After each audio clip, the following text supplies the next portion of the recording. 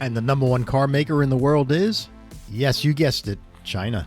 This is Rob Lofaris, and now the auto industry. China's car market became somewhat significant during the late 1950s, producing a few 100,000 work trucks and a handful of mostly chauffeur-driven cars borrowed from the USSR. It was also a time that Chinese citizens wore working-class uniforms, and the bicycle was the main mode of transportation, especially in the cities. As the late 1980s approached, China produced just under 6,000 passenger cars, while the rest of the free world enjoyed a thriving car culture and economy. In 1985, China reached its first 1 billion people mark, and the government began to worry about rising import deficits and the need for their growing population to start spending their money. In 1989, about the same time that the Berlin Wall fell and the USSR was dismantled, China dispatched 300,000 troops to Tiananmen Square and had already created automotive joint ventures with Chrysler, Volkswagen, and Peugeot, cars provided to China in a kit form to avoid sharing foreign technologies, especially stamping tools.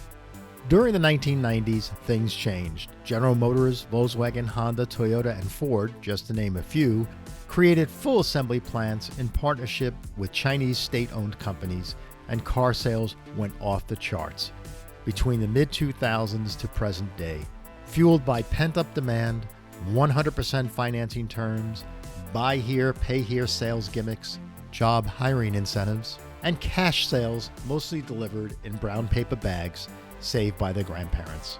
Today's China's top-selling brands are commonly known as Volkswagen, Honda, and Geely Motors, who owns Volvo Cars, a large share of Volvo Trucks, Lotus, 10% of Mercedes-Benz, 50% of smart cars, and London taxi cabs.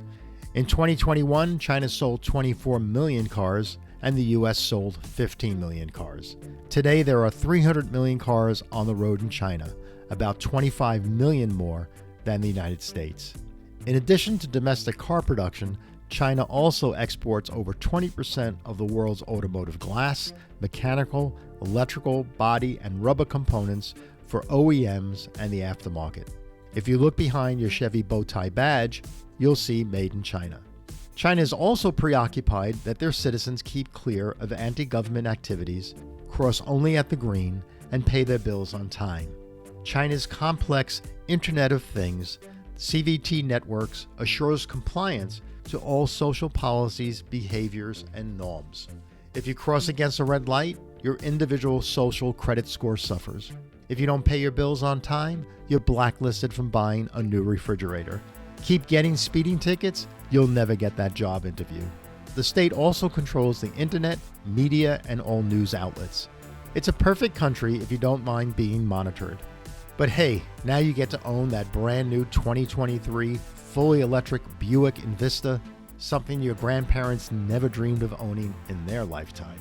Oh, the sheer happiness of car ownership is yours now, for a price that now goes way beyond any monthly payments. This is Rob Lofaris. Thanks for listening.